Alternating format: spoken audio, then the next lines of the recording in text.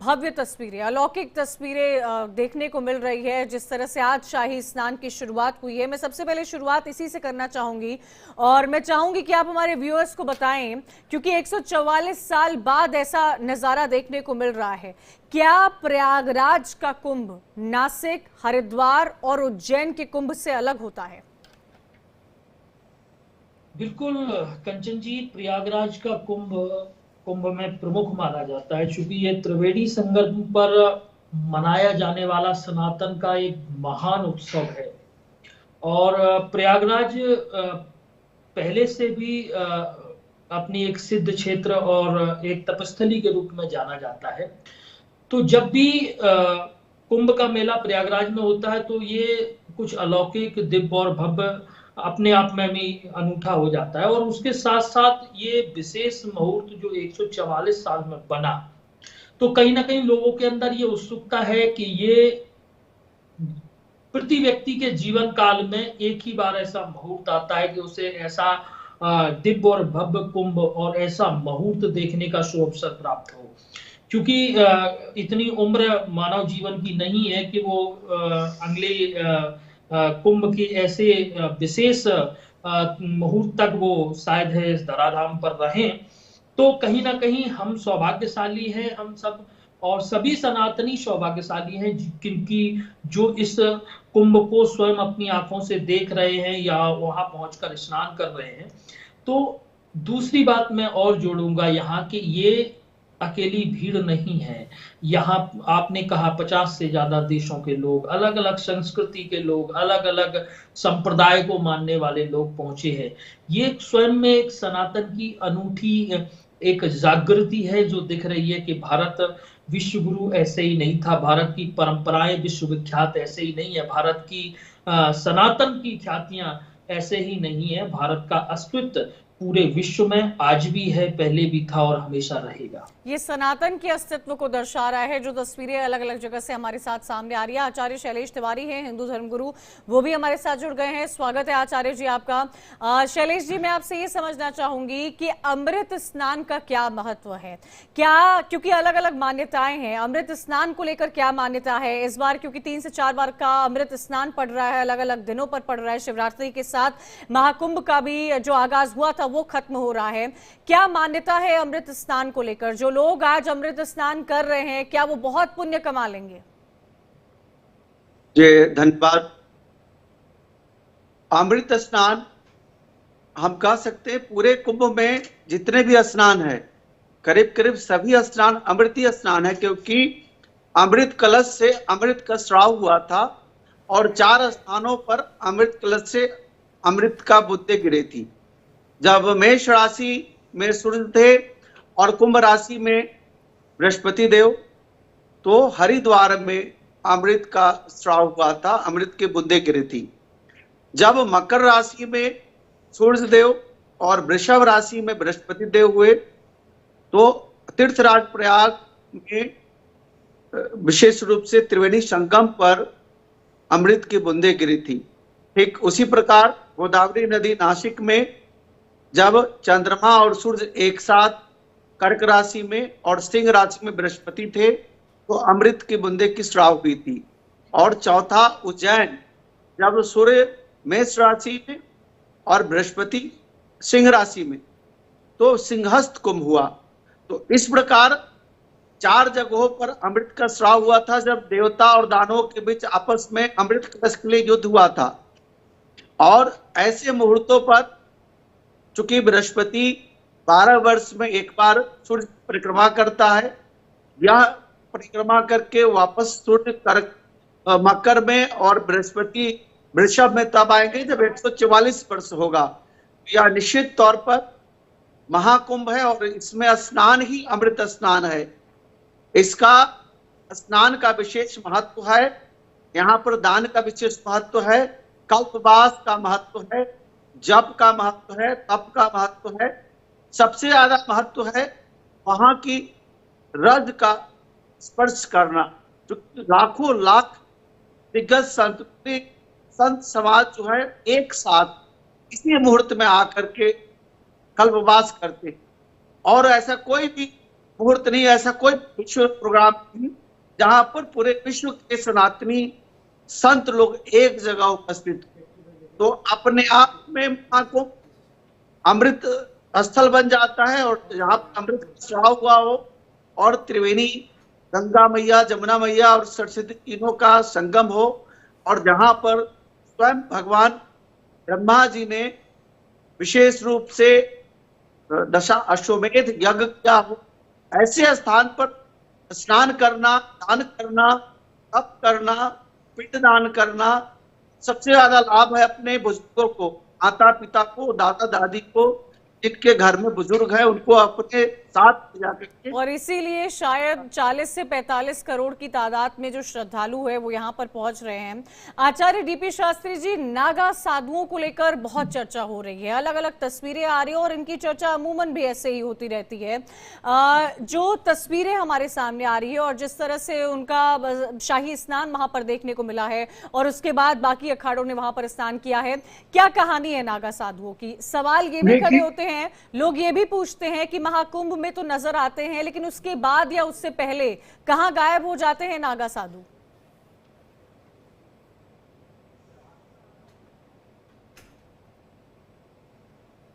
आचार्य DP Shastri ji, प्रतिपालन करने के लिए आदिगुरु शंकराचार्य जी ने इनको स्थापित किया था। आदिगुरु शंकराचार्य इनको बनाए थे। ये नागा लोग हैं, बड़ी तपस्वी लोग हैं। ये बिल्कुल पब्लिक से और दुनिया से मतलब नहीं रखते, एकांतवास में रहते हैं, धैर्य धारण करते हुए परमपिता परमात्मा को चिंतन करते हैं। और ये 12 साल में जब कुंभ लगता है तो अपनी जो है ना तप का बल और पुण्य का प्रसाद हम जैसे लोगों के लिए जो स्नान करने के लिए वहां पहुंचे हैं त्रिवेणी संगम पे, इनके स्नान करने से हम लोग की उस चीज को प्राप्ति होती है। गंगा ज्ञान है और जमुना जो है भक्ति है और सरस्वती जो है सो वैराग्य है। उस आशीर्वाद से ज्ञान की प्राप्ति होती है। ज्ञान होगा तो भक्ति आएगा। मन में जब भक्ति आ जाएगी ना तो परमपिता परमात्मा के प्रति जीवन में वैराग्य हो जाएगा। ये बाल काल से ही वैरागी होते हैं और इनकी जो परीक्षाएं हैं, इनकी जो जीवन है इतना सात्विक है, आप सोच नहीं सकती हैं। नागा बनाने के लिए 3 दिन की प्रक्रियाएं होती हैं और रात्रि में सब प्रक्रियाएं होती हैं, जल के किनारे होती हैं, वहां दूसरा कोई व्यक्ति नहीं होता है। और तीसरे दिन गंगा के तट पे गुरुदेव इनको मंत्र देते हैं। ना कोई मीडिया, ना कोई मोबाइल, ना कोई इंटरनेट, कहीं कुछ नहीं। बिल्कुल सात्विक विचार से इनको हर चीज को प्रतिपालन करने के लिए गुरुदेव जो है शिक्षा देते हैं। उस शिक्षा को ग्रहण करके आजीवन अपना श्रृंगार प्रकृति के समकक्ष समर्पित कर देते हैं और इसी महाकुंभ में श्रृंगार करके आते हैं। ये जो देख रही हैं हाथों में शस्त्र भी है, आप खड़ग देख रही हैं, त्रिशूल देख रही हैं, डमरू देख रही हैं, हमारी जितनी प्राचीन विद्याएं हैं उनका एक एक प्रतीक कारक रूप में है। और एक चीज और बता देते हैं, इसमें नागा लोग जो भभूत शरीर में लगाते हैं, इत्र इत्यादि लगाते हैं, ये क्यों लगाते हैं? चिता भस्मा लेपो गरलमसनम दिकपट धरो जटाधारी कंठे भुजगपतिहारी पशुपति। ये भस्म भगवान शिव भी लगाते हैं। और सब शिव संप्रदाय से सनातन की रक्षा के लिए, सनातन की संस्कृति के लिए इन्होंने अपने जीवन समर्पण किया है। किसको समर्पण किया है? हमारी संस्कृति को समर्पण किया है। अपना घर परिवार सब छोड़ दिए। इनका कोई दुनिया में नहीं है, इनका भगवान है और भगवान के जो भक्त हैं उनको रक्षा करेंगे। तो परम पिता परमात्मा का सौभाग्य प्राप्त किए हैं। आज यात्रा में आए हैं, शाही स्नान हो रहा है, अमृत स्नान हो रहा है, करोड़ों लोग दर्शन कर रहे हैं। इनको किसी से कोई लेना देना नहीं। आप देखिए कितने जल्दी चलते हैं, कितना तेज चल रहे हैं स्नान करने के लिए। और स्नान करने के बाद भी जो रास्ता है उसमें अकेले कितना तेज निकल भी रहे हैं। कोई पब्लिक से लेना देना नहीं, क्योंकि इनको जीवन में पता है कि हम जो किए हैं, हम जो कर रहे हैं वो संसार में आम आदमी नहीं कर सकता है। ये संसार में काम वो हर चीज को जो है विजय प्राप्त कर चुके हैं। ये परमपिता परमात्मा के द्वार पे हैं, उन द्वार के द्वारपाल है और हमारे हिंदू के रक्षक है। जब कोई विपत्ति अगर सनातन पे, हिंदू पे है तो सबसे पहले समर्पण है। ये आगे खड़े हो जाएंगे आकर के हमको रक्षा करने के लिए। और तीर्थराज प्रयाग तो त्रिवेणी जो है भरद्वाज जी की तपोभूमि है, जहाँ परमपिता परमात्मा राम भी गए हैं, माँ सीता गंगा की पूजा की है। सारी यात्रा उनकी वहां से शुरू हुई है। और अंत समय में भी त्रिवेणी में उन्होंने माँ गंगा को पूजा किया है। वो संगम है, महासंगम है। हम सब बड़भागी हैं कि आज मुख्य नक्षत्र में चंद्रमंगल योग में आज देवगुरु बृहस्पति सूर्य को देख रहे हैं। उनकी 9वीं दृष्टि मकर राशि पे पड़ गई है। मांगलिक उत्सव शुरू हो गया है। शादी ब्याह और उत्सव उसी जो उत्सव भी की कार्य सब तस्वीर शुरू जो हो है, उसी उत्सव की तस्वीर लगातार हम दिखा भी रहे हैं। महंत रामदूदास जी, मैं अखाड़ों को लेकर भी आपसे समझना चाहूंगी। हमारे देश में वैचारिक रूप से 13 अखाड़े, और इस बार तो एक और किन्नर अखाड़ा भी महाकुंभ में शामिल हुआ है, जिनकी भव्य तस्वीरें लगातार हम देख पा रहे हैं। अखाड़े में कुछ अखाड़े ऐसे हैं जो शिव को पूजते हैं, कुछ विष्णु को और कुछ ओम को पूजते हैं। वैचारिक रूप से इन श्रेणियों में अलग अलग अखाड़े हैं।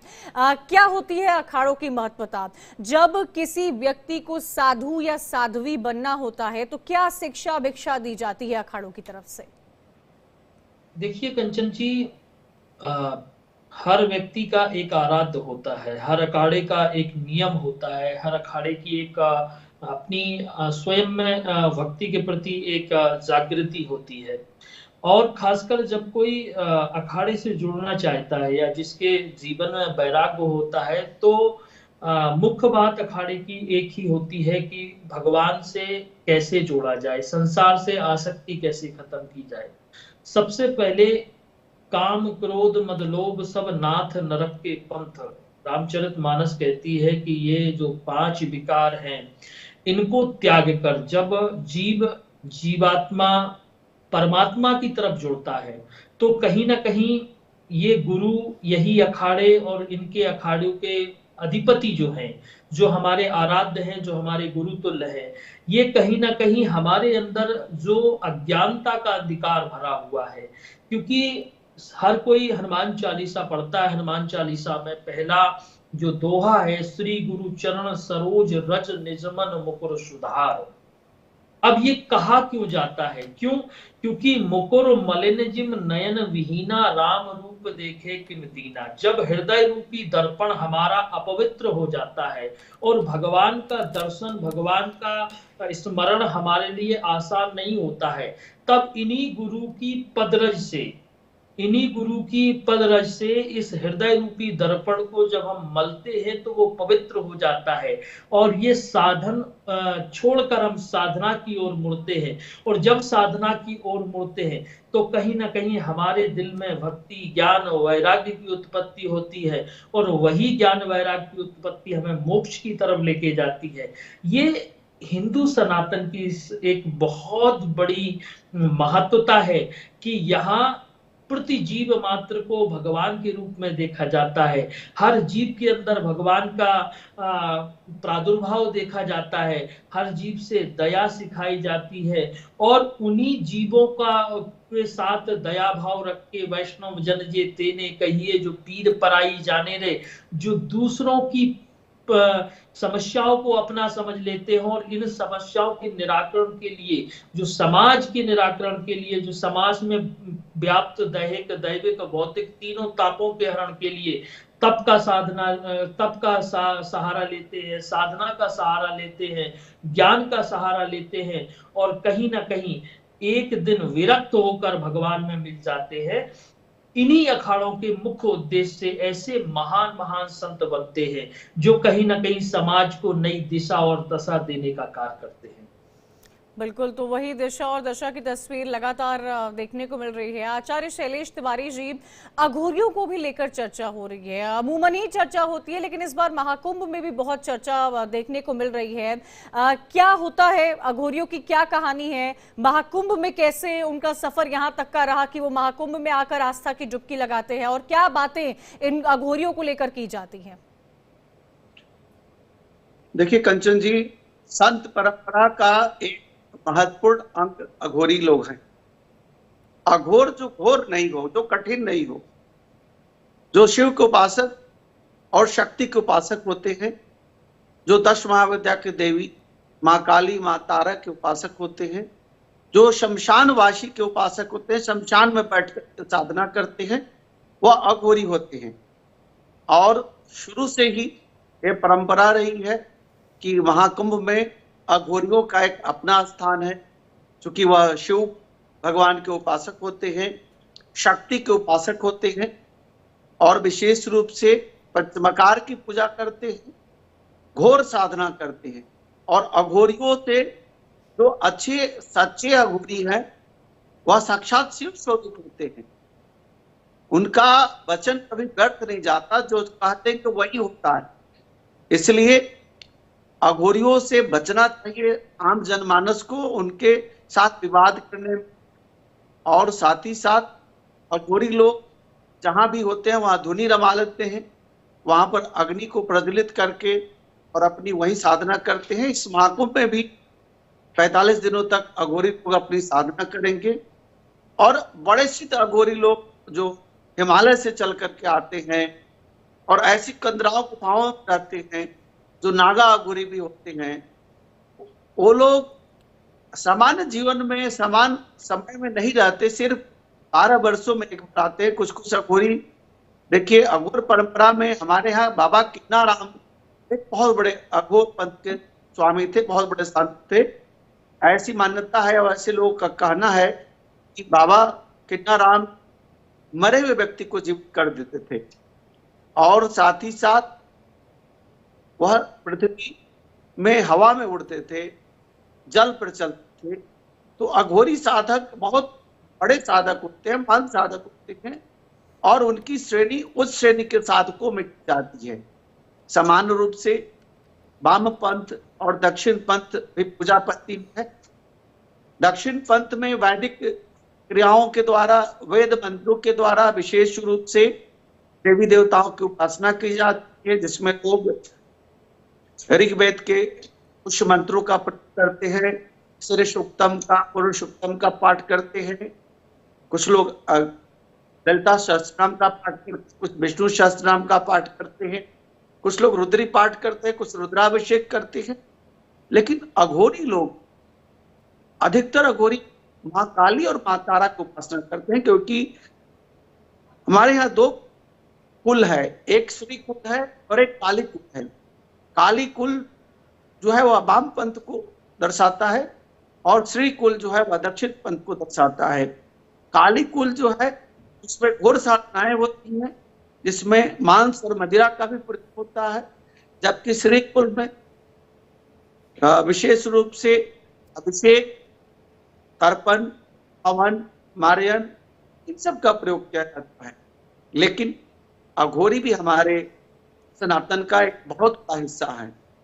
बिल्कुल, बहुत पुराना। सनातन कितना पुराना है, आज उसी की तस्वीर हमें देखने को मिल रही है। आचार्य डीपी शास्त्री जी, इस बात का मैं जिक्र कर भी रही थी कि 50 देशों के लोग जो है आज आए हैं महाकुंभ में आस्था की डुबकी लगाने के लिए, और कहीं ना कहीं ये बात इसको बहुत नामी ग्रामी लोग भी पहुंच रहे हैं। ये चीज इसको दर्शाती है कि सनातन की रूट्स कितनी पुरानी है।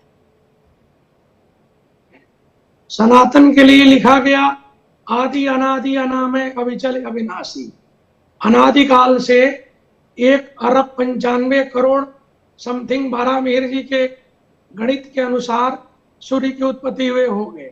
ये समझ लीजिए जितना भी पंथ है वो धर्म नहीं है, सब कलिकाल में पंथ है, सनातन ही धर्म है। तो सनातन धर्म में हमारे तीर्थों की, देवताओं की, ऋषियों की, नक्षत्रों के गणना और पूजा पद्धति दिया गया है। उसी नक्षत्र के अनुसार आज कुंभ का महास्नान, मकर संक्रांति मनाया जा रहा है। सुबह से लेकर के करोड़ों लोग स्नान किए हैं। पूर्व क्षेत्र में जाए तो बिहू मनाते हैं। बिहार इत्यादि पूर्वोत्तर में खिचड़ी के रूप में मनाया जाता है, चिवड़ा दही खिचड़ी खाते हैं। दक्षिण भारत में पोंगल के रूप में मनाते हैं। यानी हमारे भारत की जो परंपरा है अनाद काल की परंपरा है, और इसमें हम जड़ के भी पूजन करते हैं। हमारे यहाँ नदी के पूजन है, पशु पक्षी का पूजन है, प्रकृति का पूजन है, पंच तत्व का पूजन है। इतना बड़ा कोई धर्म है बड़ा ही नहीं, ये बड़ा उदार धर्म है। और पूरा विश्व आज पूरे गूगल पे प्रयागराज ही ढूंढा जा रहा है और इलाहाबाद भी ढूंढा जा रहा है। बिल्कुल, और कई उसी की ऐसी तस्वीर है जो है लगातार हम दिखा भी रहे हैं, अलग अलग व्यवस्थाएं भी की गई है। इस बार का महाकुंभ तो काफी हाईटेक भी माना जा रहा है। समय की कमी है, मैं आखिरी सवाल महंत रामदूत दास जी आपसे लेना चाहूंगी और ये समझना चाहूंगी, आस्था की डुबकी के साथ साथ पिंडदान के साथ साथ ऐसा क्या करना चाहिए महाकुंभ में कि सबसे ज्यादा सर्वोत्तम पुण्य प्राप्त हो उन तमाम श्रद्धालुओं को जो वहां पर पहुंच पाए हैं? देखिए कंचन जी, प्रमुख रूप ये है कि सबसे बड़ी बात तो ये है कि वहां जहां महाकुंभ में जो लोग पहुंच रहे हैं वो अपने आप में ही एक स्वर्ग के समान बन गया है। वहां महान संतों की पदरस सम्मिलित हो गई है। वहां तीनों नदियों में आज अमृत का एक प्रभाव है। वहां व्यवस्थाएं इस तरीके से है कि जैसे स्वयं देवता पुष्प वर्षा कर रहे हो। तो प्रमुख ये है कि आप वहां जाएं, यथाशक्ति दान करें, यथाशक्ति वहां जप करें, जो आप कर सकते हैं बेहतर, क्योंकि ये जन्म जन्मांतरे भवेत पुण्यम तद भगवत कृपाम लभेत। जब जन्मों जन्मों के पुण्यों का उदय होता है, सबसे बड़ी बात तो हम और आप इस चीज के साक्षी हैं। बिल्कुल, ऐसा मौका 144 साल बाद आया है। बहुत बहुत शुक्रिया। समय की कमी है, माफी चाहूंगी महंत राम